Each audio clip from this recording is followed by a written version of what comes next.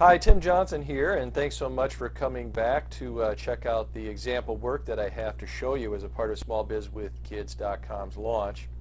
Uh, Here are three example projects that have come to me very, very recently.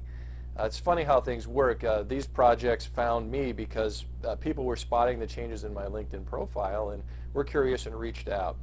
And another thing, I don't know if you believe in serendipity or not, but an old SCORE counselor that I used to work with back in 2006 just rang me up out of the blue last week, and he said that he had kept my business plan in his files all these years and showed it to everybody else he worked with because it was, he liked the format and it was well thought out and so forth. So that was really flattering.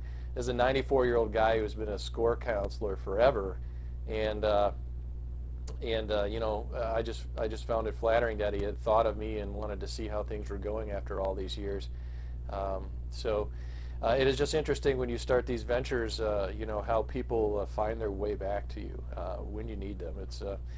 So let's move forward with the example projects, just to kind of recapitulate how I help. We increase sales, that's the goal, and we want to do it in a very cost-efficient way and in a time-efficient way as well.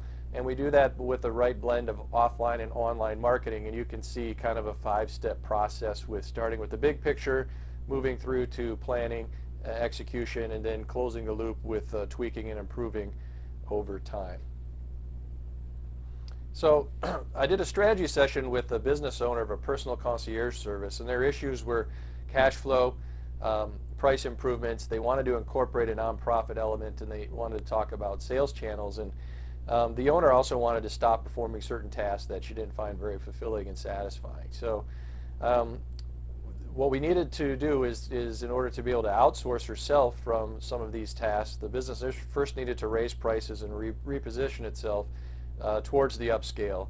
A personal concierge kind of has a prestige ring to it, and prestige is indeed a big part of the brand.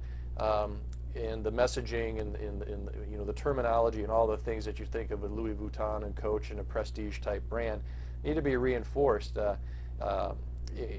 all of the marketing messages and media and positioning going forward. The company really already had a great name. Can't share it, it's confidential, but the name recognition is very catchy, also fits the target demographic, so that was solid. So by leveraging the prestige element of the brand, the business has upwards price mobility and price elasticity. I recommended that they shift from an hourly 4-fee service to prepaid bundle of services. Bundling the different subsets of services also enables the business to target different types of customers with needs-based bundles. The prestige element, obviously, I mentioned the price goes up. Other aspects of the branding that is important to convey in the messaging are trust, because obviously personal concierge, you're in their home, you're managing their life, you're involved with the children, the family, so trust is huge. And alarm is also a key element. What I mean by alarm is the negative consequences of not having the concierge around and those services, and the opportunity cost because you're stressed out and you're missing things, and so on and so forth. As far as incorporating the nonprofit element, I recommended that they start out by dedicating 10% of time and resources to their service work and build it into their business plan that over time, as certain growth and financial milestones are crossed, they grow the nonprofit side of the business according to those milestones. The nonprofit element also can add to the prestige element of the brand when it's positioned correctly in the sales material. So identifying the sales channels again was busy working families, particularly mothers, 3 kids, driving minivans. The number one indicator of a minivan purchase is the birth of a 3rd child. So there's lists that could be easily purchased and identified for direct marketing means, but probably networking, word of mouth, and getting in front of business owner groups are some of the sales channels that we talked about, and were different from the ones that were being used currently. So that's kind of a synopsis there, and you can see we've got tremendous opportunity for financial gain with the repositioning. Next, commercial lending. A friend of mine that I've known since middle school and used to work with for a number of years at a Fortune 750 company, is in commercial lending and has been for the past few years. They've identified a significant market opportunity. Has to do with the basics of commercial lending. You've got short-term loans with balloon payments. We've had through the recession in the real estate market, everybody has lost value, appreciated value and equity in their properties. So that's a significant issue facing business owners. It's time sensitive. There's got to be something to help them with their pain. They've got a solution, a fantastic solution actually. They're wondering how to get it out into the marketplace. So through the conversations I've had with my friend, we devised a marketing plan combining press releases, a series of press releases over time, combine that with article pitches to appropriate trade magazines, pointing back to video and PowerPoint presentations like this one, with or without audio, that are on social media sites. And this is a low-cost combination of traditional media and online social media, delivering low-cost value. Obviously, you close a commercial loan, the paydays are pretty good on those, and this is such a big opportunity. They're going to make a lot of money when we implement this plan. And number 3 is a hospitality supplier. Another business colleague of mine I've known for several years, I think 5-6 years at this point, owns a distributorship of green hotel products and marketing programs for the hospitality industry. Personally, he's a thought leader. He's an outsourced chief sustainability officer for the hospitality industry. As such, his thoughts, his words, his thinking, his resources like that are very, very valuable to his properties and his brands. So he wants to expand his social media presence. And also, since he's a distributor, there might be an opportunity to get co-op funds available from the manufacturers for certain elements of these. So, there's educational opportunities. We use PowerPoint presentations and videos, host them on various social media sites. We need to build up and build out the social media presences for some of his particular web properties.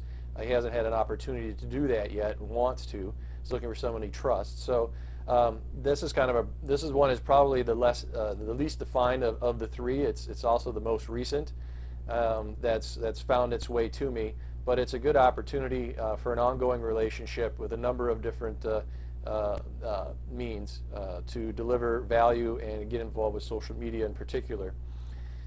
I know I'm going fast, but I want to be respectful of your time. So again, about that favor, as we get Small Biz with Kids rolling here, I invite you to take a look, examine, see for yourself, was there demonstrated ability and insight to impact using an online and offline mix and cost-efficient, time-efficient means to achieve those goals. And if you feel comfortable, then I invite you to help me get the word out. Please let your contacts know that I'm available for short and long-term projects, direct hire, if it's the right fit as well. So, who needs this type of work? Well, the answer is just about everybody. Like we talked last time, this is an in-demand service. There's lots of retailers, solopreneurs, family businesses, health and wellness practitioners, doctors, manufacturing, professional service firms. They're not happy with their websites. They want marketing strategy sessions. They're confused about social media. They'd like a plan. They'd like to avoid missteps. Maybe they want some speaking for their sales teams. They want certain elements done for you so it's as time efficient as possible. And Make Everyone a Marketer is a case study that somebody else did, which is a great project for any number of slightly larger businesses, say $5, $10, $20, $50 million businesses in service firms and manufacturing. A great project. I think companies would appreciate it and could use somebody like me to help set that up. Make Everyone a Marketer is profiled on smallbizwithkids.com's blog. Check that out. See what that's about. There's a video about that program as well. That would be a good fit if any of the businesses put me in touch with them about that project in particular. Being marketing guy is not new to me. I've been a marketing leader at the financial services division of a Fortune 750 company. I've overseen a $300,000 budget in my past. I oversaw business-to-business, business-to-consumer, and then our private label pass-through B2B to consumer marketing programs as well. So I've done this before, I'm doing it now, and I think the future is very, very exciting with all the new media with mobile and local search and text and social media and so forth. So how do you help? You forward these videos, these emails with the videos on to people, with a nice note. You know what to say. You like my content on LinkedIn and smallbizwithkids.com. You share. I've got all the social media sharing buttons on my blog, and you've got the contact information down here as well. So a reminder that the Turbocharge Your LinkedIn profile, again, LinkedIn is treated like a resume site. It's misunderstood. I am going to turn that totally around for you with 5 tips on how to turbocharge your LinkedIn and actually start using it effectively for your business. And I think you'll find that an eye-opener and very engaging content. And one last thing, if you'd like to talk to me yourself, here's how to reach me. Thank you so much for participating in the launch of smallbizwithkids.com. I appreciate your help, and tomorrow we will be talking LinkedIn. Bye-bye.